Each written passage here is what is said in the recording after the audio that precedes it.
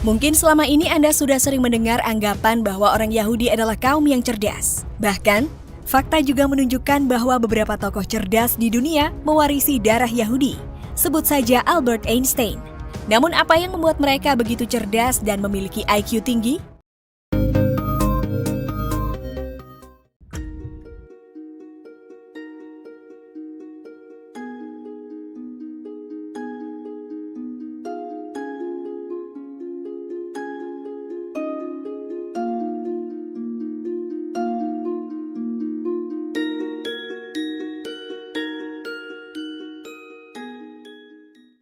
Salah satu tema penting adalah soal perjanjian. Allah mengikatkan dirinya kepada umatnya dalam perjanjian Sinai. Perikop ini menyatakan intisari perjanjian itu. Latar belakang perjanjian ini adalah janji Allah kepada Abraham yang diteruskan turun-temurun kepada keturunan Yakub. Dasar perjanjian itu adalah Allah sendiri yang telah bertindak menebus Israel. Perjanjian itu berisi pernyataan bahwa bangsa Israel akan menjadi harta kesayangan Tuhan untuk tujuan mulia, menjadi kerajaan keimaman dan bangsa yang kudus. Kepada Israel, Allah menuntut ketaatan penuh pada firman Tuhan dan setia menjaga perjanjian tersebut. Perjanjian ini bersifat anugerah sekaligus misioner.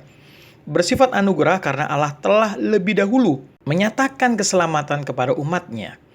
Israel adalah milik Allah. Seperti Tuhan kepada hambanya, Allah memiliki hak untuk menuntut ketaatan mutlak umat Israel. Namun Allah ternyata mau mengikatkan dirinya untuk mengayomi mereka, bahkan dengan menjanjikan berkat atas ketaatan mereka. Perjanjian ini juga bersifat misioner karena tujuan Israel dijadikan harta kesayangan Allah dari antara bangsa-bangsa lain adalah agar mereka menjangkau bangsa-bangsa tersebut. Israel dipanggil menjadi imam bagi bangsa-bangsa kafir untuk mengenal Allah sejati. Mereka juga dipanggil untuk menjalani kehidupan yang kudus sehingga menjadi contoh atau model hidup yang Tuhan inginkan terwujud pada bangsa-bangsa lain.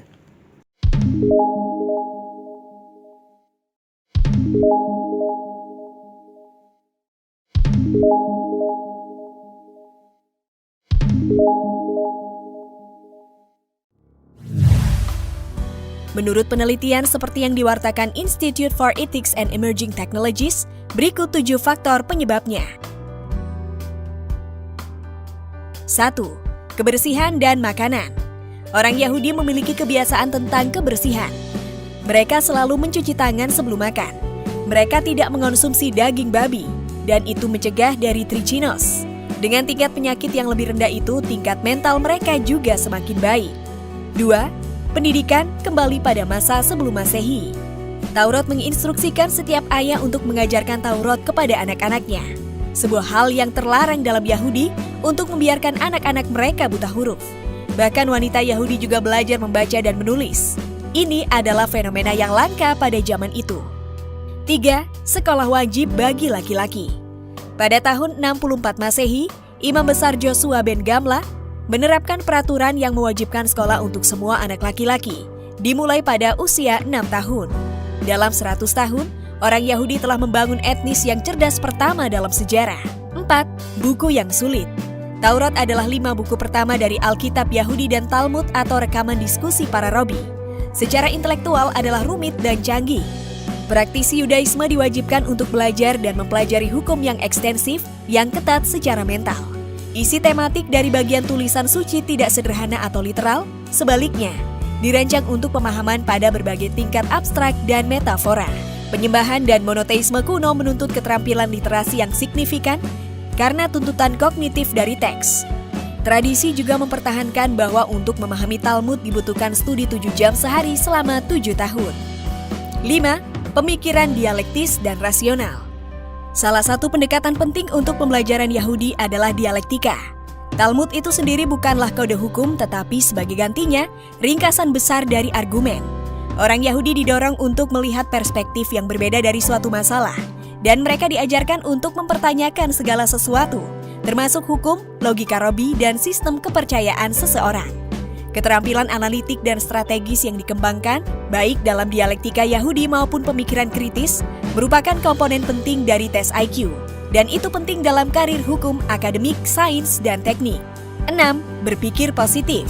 Sikap positif adalah yang terpenting, bukan genetika. Kebanyakan non-Yahudi tidak bekerja sekeras orang Yahudi untuk mencapai potensi penuh mereka. 7. Musik. Musik telah dihormati dalam tradisi agama Yahudi selama 3.000 tahun. Para peneliti percaya pelatihan musik dapat mengoptimalkan pengembangan neuron dan meningkatkan fungsi otak dalam matematika, analisis, memori, kreativitas, manajemen stres, konsentrasi, motivasi, dan sains. Itulah beberapa faktor yang membuat bangsa Yahudi menjadi cerdas berdasarkan penelitian Institute for Ethics and Emerging Technologies.